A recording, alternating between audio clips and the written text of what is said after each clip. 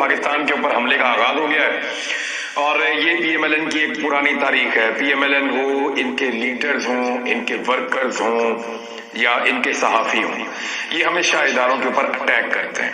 ان کو اقتدار مل رہا ہو تو یہ اداروں سے خوش رہتے ہیں، انہیں اقتدار کے ایوانوں کے اندر رکھا جائے تو یہ اداروں سے خوش رہتے ہیں۔ اگر ان کو اقتدار سے الگ ہونا پڑ جائے، چاہے اپنی کرتوتوں کی وجہ سے بھی، لیکن یہ فوری طور پہ اداروں کے خلاف ہو جاتے ہیں۔ یعنی آج عدالت کی توہین کی جا رہی ہے، بار بار کی جا رہی ہے، عدالت کو تانے کسے جا رہے ہیں، ججز کو برا بھلا کہا جا رہا ہے۔ میں نے معزز جج صاحبان کو گالیاں لکھے ہوئے سوشل میڈیا کے اوپر ٹویٹس دیکھے ہیں۔ بڑی بدقسمتی کی بات ہے کہ اس پارٹی کے جب بھی اقتدار پہ بن پڑتی ہے تو یہ اپنے سوشل میڈیا کو ایکٹیو کرتے ہیں اور گالیاں دیتے ہیں، چاہے وہ ادارہ عدلیہ ہو، چاہے وہ ادارہ فوج ہو، یا وہ کوئی اور پاکستان کا معزز ادارہ ہو۔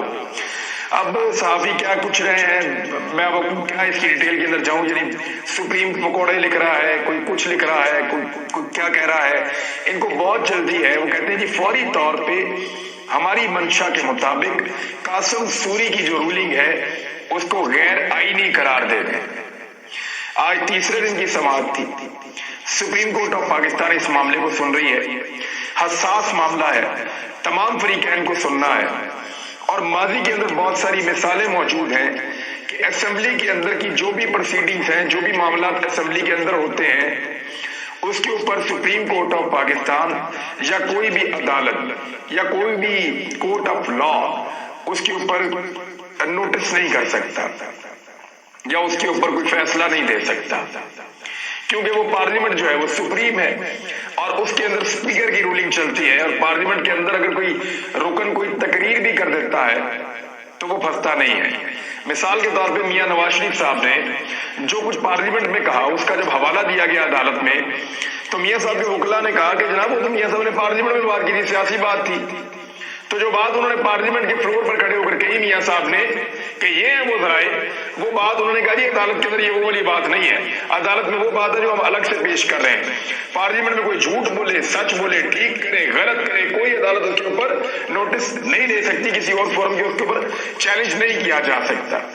اب یہ صحافی بہت غصے میں ہیں اور لگاتار غصہ اتار رہے ہیں۔ پی ایم ایل این نے ان کو چھوڑ دیا ہے اور یہ لگاتار عدالت کے اوپر اٹیک کر رہے ہیں، عدالتی کارروائی کے اوپر جلد بازی کرنا چاہ رہے ہیں کہ جلد از جلد ان کو ان کی مرضی کا انصاف فراہم کیا جائے، ورنہ یہ عدالت کو لتاڑتے رہیں گے۔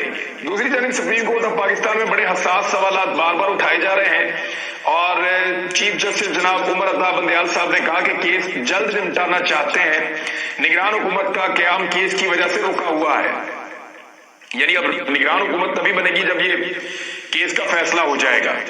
اپوزیشن نے اسی طرح سے شو کیا ہے۔ دیکھیں الیکشن میں جانا پڑے گا سب کو۔ مسئلہ کیا ہے؟ امریکی سازش کے 3 حصے تھے، یہ یاد رکھیے گا۔ پہلا حصہ یہ تھا کہ عمران خان کو نکالو، دوسرا حصہ یہ تھا کہ ہر حال میں اپنی من پسند حکومت کو لے کر آؤ، 2 حصے ہو گئے۔ تیسرا حصہ امریکی سازش کا یہ تھا کہ آئندہ عمران خان کے لیے اقتدار کے راستے بند کر دو۔ یہ سازش کے 3 حصے تھے، عمران خان کو نکالنا، اپنی مرضی کے بندے لانا، اور پھر یعنی اپنی مرضی کی حکومت بنانا، اور پھر عمران خان کو دوبارہ کبھی اقتدار میں نہ آنے دینا، اس کو ہمیشہ کے لیے باہر کر دینا۔ یہ امریکی سازش کے 3 حصے تھے۔ اگر تحریک عدم اعتماد کامیاب ہو جاتی تو امریکی سازش کے 3 حصے کامیاب ہو جاتے۔ پوچھے کیسے؟ وہ میں آپ کو بتاتا ہوں۔ نمبر 1 تو یہ ہے کہ عمران خان صاحب کو نکالا جاتا تحریک عدم اعتماد کے ذریعے سے، اور اس کے بعد یہ کہا جاتا کہ جناب ان کے اپنے لوگ ان کو چھوڑ گئے ہیں، اس آدمی کی کریڈیبلٹی نہیں تھی، اور پھر شہباز شریف کو وزیر اعظم بنایا جاتا، اور اس کے وہ تمام اتحادی جو امریکہ کے پٹھو ہیں وہ سارے مل کر شہباز شریف کا ساتھ دیتے، اور امریکہ جو کہتا ویسے وہ کرتے، کیونکہ beggars are not choosers. Beggars تو کبھی بھی چوز نہیں کر سکتے نا، فقیروں کی کوئی آپشن نہیں ہوتی، یہ تو وہ خود کہتے ہیں۔ وینٹیلیٹرز امریکہ نے لگائے ہوتے، وہ جو مرضی ان سے کرواتا، یہ کرتے رہتے ہیں۔ یہ تو ہارے ہوئے لوگ ہیں، غلامی کو تسلیم کیے ہوئے لوگ ہیں۔ تو دوسری ان کی جو آپشن تھی وہ بھی پوری ہو جاتی کہ حکومت ایک اور بن جاتی اگلے 1 سال کے لیے۔ اس 1 سال میں نئی بننے والی حکومت وہ تمام اقدامات کرتی جس سے عمران خان صاحب کی پاکستان تحریک انصاف کو بری طرح ڈیمیج کر دیا جاتا، یعنی ان کے لوگوں کو پریشان کیا جاتا، ان کے لوگوں کے لیے مشکلات پیدا کی جاتی، لوگوں کو زبردستی پاکستان تحریک انصاف سے دور کیا جاتا، تحریک انصاف کے اوپر دباؤ ڈالنے کے لیے ایسے کیسز بنائے جاتے جس کے ذریعے سے یہ پارٹی ڈیمیج ہو جائے۔ عمران خان صاحب کی سیاست کو بالکل زیرو کرنے کے لیے ہر قسم کے سرکاری وسائل استعمال کیے جاتے ہیں، پاکستان کے اندر بھی اور پاکستان کے باہر بھی، اور اس طرح وہ عمران خان کو فیوچر کی پالیٹکس سے دور کر دیتے۔ یہ تھا مکمل پلان۔ عمران خان صاحب نے تحریک عدم اعتماد کو ناکام بنا کر، ان کے بعد دو آپشن تھے، یا تو ووٹ ان کو پڑ جائے اور تحریک عدم اعتماد ناکام ہو جائے، یعنی ان کے خلاف جو 172 ہے وہ پورے نہ ہو، تحریک عدم اعتماد ناکام ہو جائے، امریکہ کے تینوں منصوبے فارغ ہو جائے۔ دوسرا آپشن ان کے پاس یہ تھا کہ تحریک عدم اعتماد پہ ووٹنگ ہو ہی نہ، اور وہ اس آپشن کی طرف گئے کہ فوراً الیکشن کروا دیتے ہیں۔ انہوں نے کہا کہ امریکہ تین چیزیں چاہ رہا ہے، تین میں سے صرف ان کو ایک چیز ملے گی، وہ یہ کہ میری حکومت ختم ہو جائے گی۔ دوسری چیز جو وہ چاہتا ہے کہ اس کی مرضی کی حکومت بنے، وہ بھی پورا نہیں ہوگا کیونکہ یہاں نگران حکومت بنے گی اور وہ میری اور اپوزیشن کی مرضی سے بنے گی، اور وہ نگران حکومت الیکشن کروائے گی۔ اور جو تیسری چیز وہ چاہتے ہیں کہ عمران خان کو ہمیشہ کے لیے سیاست سے باہر کر دیں، وہ بھی وہ نہیں کر پائے گا۔ کیوں؟ کیونکہ عمران خان کی پبلک میں پاپولیرٹی سارے ایونٹ کے بعد بڑھ گئی۔ دوسرا، عمران خان صاحب کا جو اپنا ووٹر ہے وہ ان کو ہارتے ہوئے دیکھنا نہیں چاہتا تھا۔ تو عمران خان صاحب نے یہ بڑا زبردست پتہ کھیلا، سرپرائز دیا، اور امریکہ کی تین میں سے دو خواہشات کو اڑا کر رکھ دیا۔ ایک خواہش وقتی طور پہ امریکہ کی پوری ہوئی کہ فی الحال عمران خان صاحب پاکستان میں اپنی حکومت ختم کر بیٹھے ہیں، لیکن وہ سٹل ریلیونٹ ہیں، وہ دوبارہ حکومت بنانے کی پوزیشن میں ہے۔ اور نمبر 3، امریکہ جو اپنی حکومت لے کر آنا چاہتا تھا اس کے بھی امکانات کم ہو گئے ہیں۔ اب ایسی صورتحال میں ان سب لوگوں کے پاس صرف ایک امید ہے کہ supreme court of Pakistan Imran Khan پہ غداری کا مقدمہ بنا دے، عمران خان کو، اسپیکر قومی اسمبلی کو، جو ڈپٹی اسپیکر اس دن کام کر رہے تھے انہیں، فواد چودھری کو اور 2-3 اور لوگوں کو سزا دے کے اندر کر دیں۔ اور لگاتار مسلم لیگ نون کے صحافی یا باقی پولیٹیکل پارٹیز کے جو صحافی ہیں وہ لگاتار اسی بارے میں بات کر رہے ہیں۔ دو چیزوں پہ ان کا فوکس ہے آج، ہر نقطۂ نظر سے جہاں پہ بھی جاتے ہیں وہ دو ہی چیزیں کرتے ہیں۔ نمبر 1، وہ عدالت پہ لگاتار دباؤ ڈال رہے ہیں، کچھ لوگ گالیاں دے رہے ہیں، کچھ لوگ تانے دے رہے ہیں، کچھ لوگ جملے کس رہے ہیں، کچھ لوگ فیوچر سے ڈرا رہے ہیں، کچھ لوگ وارننگ دے رہے ہیں، تو سب اپنا اپنا کام کر رہے ہیں، لیکن عدالت کے اوپر سب لوگ یہ دباؤ ڈال رہے ہیں کہ آج ہی کرو اور ہماری مرضی کے مطابق کرو، ان ساروں کو غداری کے اندر گرفتار کرو۔ حالانکہ پارلیمنٹ کے اندر جو کچھ ہوا اس کے اوپر کوئی عدالت نوٹس نہیں لے سکتی ہے، فیصلہ نہیں کر سکتی، یہ قانون کہتا ہے، میں نہیں کہہ رہا، اور یہ عدالتوں کے فیصلے خود کہتے ہیں، میں نہیں کہہ رہا، یہ بات کلیئر ہے۔ ججز ساروں کی بات سن رہے ہیں اور ججز بھی اس بات کو جانتے ہیں کہ یہ ایک سیاسی مسئلہ ہے اور بیرونی مداخلت ہوئی ہے، اور ایک سیاسی مسئلے کے اوپر یا ایک بیرونی مداخلت کے اوپر ججز اگر انٹرفیئر کریں گے تو عدلیہ کے لیے یہ خود بھی ایک اچھی چیز نہیں ہوگی، وہ اس بات کو جانتے ہیں۔ اور دوسرا معاملہ یہ ہے کہ معزز جج صاحبان کے اوپر جس قسم کی کمپین چل رہی ہے، کیا وہ اس پریشر میں آئیں گے یا نہیں آئیں گے، یہ بھی ایک بڑا سوال ہے۔ ویسے ججز کی ایسی ٹریننگ ہوتی ہے کہ وہ نارملی اس قسم کے پریشر میں نہیں آتے۔ کچھ لوگ یہ بھی چاہتے ہیں کہ سپریم کورٹ کے اندر جو خط والا معاملہ ہے وہ بھی آ جائے، ڈاکومنٹ والا، لیکن سپریم کورٹ آف پاکستان اپنے آپ کو خارجی اور انتظامی معاملات سے دور رکھنا چاہتی ہے، کیونکہ یہ نیشنل سیکورٹی کے معاملات ہیں، یہ خارجی معاملات ہیں، بیرونی مداخلت کے معاملات ہیں، اور اس کے اوپر باقاعدہ مشترکہ اعلامیہ جو ہوا تھا نیشنل سیکورٹی کمیٹی کا، جس میں سروسز چیف بیٹھے ہوئے تھے، فوجی قیادت اور ملکی قیادت سب بیٹھے ہوئے تھے، اور اس کے بعد اس کو پارلیمنٹ کی قائمہ کمیٹی کے اندر بھی آفر کیا گیا کہ آئے آ کر سارے دیکھیں، تو اپوزیشن آئی نہیں دیکھنے کے لیے۔ تو ایسی صورتحال میں سپریم کورٹ کے اندر جان بوجھ کر یہ چیز لانے کی کوشش کی جا رہی ہے، اور کچھ لوگ یہ کہہ رہے ہیں کہ اسد مجید کو بھی بنایا جائے، یعنی جو وہاں پہ اس وقت سفیر تھا اس کو بلایا جائے، اور اس کے علاوہ جو فوجی قیادت ہے یا جو فوج ہے ادارہ، ان سے بھی پوچھا جائے کہ کیا یہ کوئی نیشنل سیکورٹی کا ایسا معاملہ ہے اور اس میں کوئی غداری کا ایلیمنٹ پایا گیا ہے یا نہیں پایا گیا۔ دیکھیں اس کو باریکی سے سمجھیں۔ امریکہ چاہ رہا ہے پاکستان میں ایک حکومت کو تبدیل کرنا اور دوسری طرح کے لوگوں کو لے کر آنا اور عمران خان کی سیاست کا رفتہ روکنا۔ اس کے لیے پاکستان میں کام کون کر رہا ہے؟ امریکہ نے تو دھمکی دی اور نکل گیا۔ اب دیکھنا یہ کہ گراؤنڈ پہ کام کون کر رہا ہے۔ گراؤنڈ پہ کام کر رہی تھی پی ڈی ایم، گراؤنڈ پہ کام کر رہے تھے مولانا فضل الرحمان، شہباز شریف اور بلاول اور زرداری، یہ لوگ کام کر رہے تھے، اور وہاں سے بیٹھ کے نواز شریف بھی کام کر رہے تھے۔ تو یہ تو سارا کلیئر ہے۔ اب اب تمام لوگوں کو تو غدار نہیں کہا جا سکتا جتنے لوگ وہاں پہ ووٹ دینے کے لیے اکٹھے ہوئے تھے عمران خان کے خلاف. بیشتر تو صرف اپنی پولیٹیکل پارٹی کو obey کرنے کے لیے آئے تھے. ڈیفلیکشن کلاس کے بھی معاملات ہیں. کچھ عمران خان صاحب کے بندے ادھر چلے گئے تھے اور یہ وہ بندے تھے جن میں سے کچھ کو امریکن سفیر ملے تھے اور ان کو پیسہ بھی دیا گیا مبینہ طور پہ. تو سارا کھیل سامنے ہے. ایسا نہیں ہوتا کہ پوری کی پوری ٹیم ہی جو ہے وہ غدار ہو. ٹیم میں سے صرف 2 کھلاڑی آپ کو خریدنے پڑتے ہیں. ایک ٹاپ کا بیٹسمین آپ خرید لیں اور ایک بالر خرید لیں آپ, اور اگر کوئی اور نہیں ملتا تو آپ وکٹ کیپر خرید لیں, تو آپ کا میچ ویسے ہی بن جاتا ہے.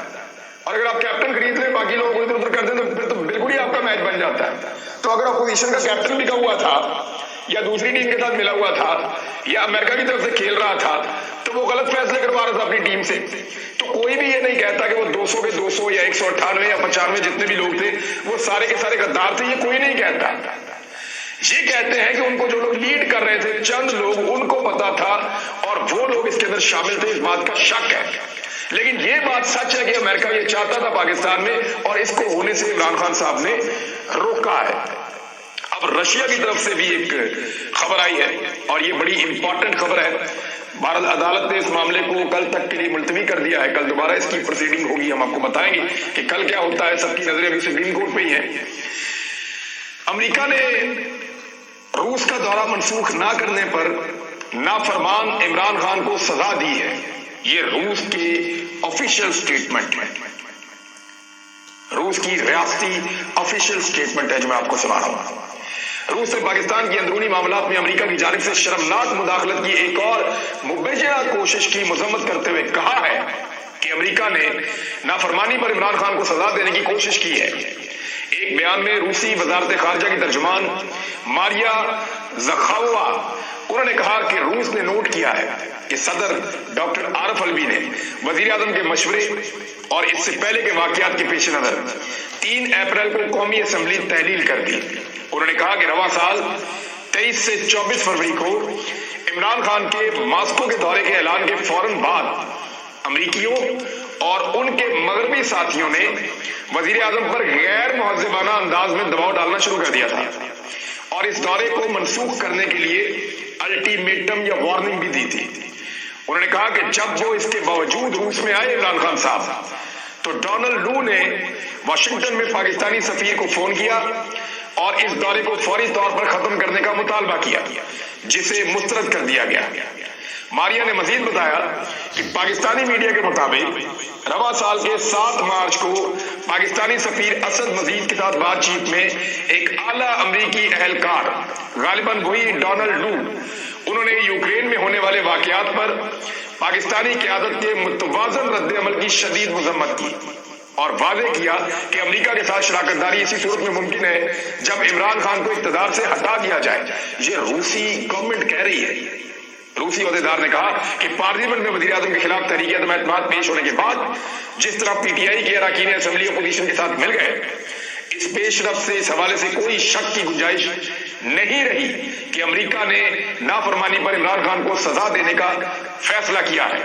انہوں نے کہا کہ یہ ایک آزاد ریاست کے اندرونی معاملات میں اپنے ذاتی مقاصد کے لیے شرمناک امریکی مداخلت کی ایک اور کوشش ہے. ان کا کہنا تھا کہ پاکستانی وزیر اعظم خود بار بار کہہ چکے ہیں کہ ان کے خلاف سازش کے لیے بیرون ملک سے حوصلہ افزائی اور مالی مدد فراہم کی گئی.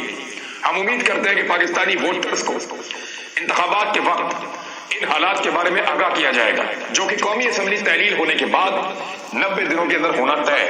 یہی وہ بھی کہہ رہے ہیں کہ امید ہم یہ کرتے ہیں کہ پاکستانی ووٹرز امریکہ کے خلاف ریئیکٹ کریں گے کہ وہ پاکستان کے اندر مداخلت کرنے والا کون ہوتا ہے. ووٹرز طے کریں گے کہ پاکستان کے اندر کس کی حکومت ہوگی اور کس کی حکومت نہیں ہوگی. اسی پہ عمران خان صاحب نے بھی ایک بڑا زبردست اسٹیٹمنٹ دیا. انہوں نے کہا جی اس طرح تو پھر کل کو بھارت فیصلہ کر لے, یعنی آج بھارت فیصلہ کرے تو 10-15 ارب روپے میں پاکستان میں حکومت گرا سکتا ہے.